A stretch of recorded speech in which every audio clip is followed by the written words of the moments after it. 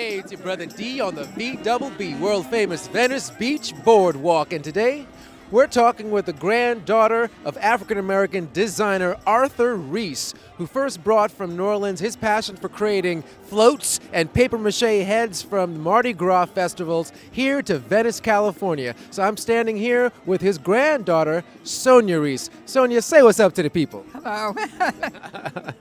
So, Sonya, my first question to you is, who was your grandfather and where did he grow up? Well, my grandfather was born on the Cane River in what was Thibodaux. At his birth, it was called White Castle, Louisiana. And he lived there for 9 years with his mother and brother. And when they could join his father in New Orleans, he moved to New Orleans and went to school there. But at the age of 14, his father became ill, so he went to work as a printer apprentice and then a porter on the train. So as a teenager and porter on the train, he came to the end of the line and he would get off and read the newspapers. It happened to be downtown Los Angeles, and he read about Abbot Kinney's project, Venice of America. Arthur Reese had been hired as a janitor. He had many men under him to decorate, and Abbot Kinney bought decorations, and Arthur Reese volunteered to hang these decorations. In the beginning, they needed gondolas to start the concession, and Arthur Reese volunteered to design and build the first gondolas. So he built the first gondolas. Ah, okay. Because people don't know that the gondolas were in Africa 500 years before Christ. So gondolas were in Louisiana, came over with the slaves. And so he studied the Italian style and built the gondolas to fit the Italian theme.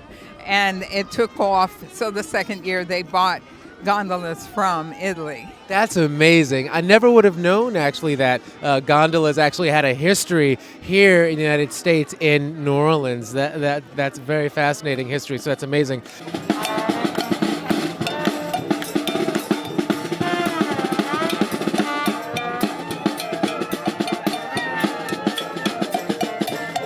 Can I ask you a question? What was your grandfather's views on race and culture in terms of how he was raised? How did that influence how he thought of those things? Well, he was coming from Louisiana, he was used to working with all kinds of people. Arthur was used to fostering the best of all people. And in the household, he would celebrate everyone's holiday. I got gold coins for Hanukkah. I got colored coins for Mardi Gras. And he made sure that we knew our African heritage. And when you know your own heritage, you can respect everyone else's heritage.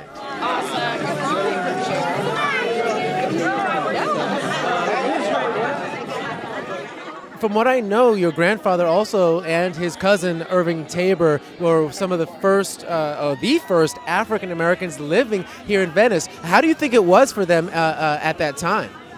Well, the Tabors came to Venice, Louisiana. They built a little house in one of the lots that he had, and they set up working for him. That little house didn't cause too much trouble, but when Arthur Reese in 1915 built his California bungalow, there was a big backlash, and the Ku Klux Klan came out and had a big rally across the street. Oh wow, really? Oh my gosh, how did he react to the KKK being there? Arthur was used to adversity in Louisiana. In 1920 was the height of lynching in America, so 1915 wasn't. It was very similar. There was a lot of lynching in Louisiana. they had become Masons and Knights of Pythagus and all of those organizations to avoid being annihilated by racism. So he just soldiered on.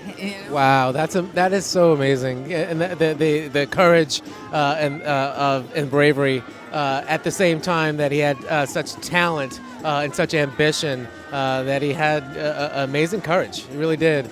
My last question to you is, the annual Venice Mardi Gras continues to go on, and I wanted to ask you, how do you think your grandfather would feel knowing that the tradition that he started back in 1935 with the very first Venice Mardi Gras still continues in some form and fashion today?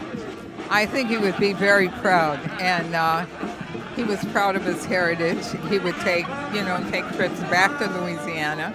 I think he would be very proud. He was always very concerned about protecting the community and having events to foster the community. Those decorations made Venice a vacation destination, and it was famous the world over. And he helped start the first Baptist Church of Venice, which became another center for community activism. Well, thank you so much for being a part of the show and for hanging out with us and our audience. That was another show. Thank you guys for tuning in, and we will catch you next time. Be blessed.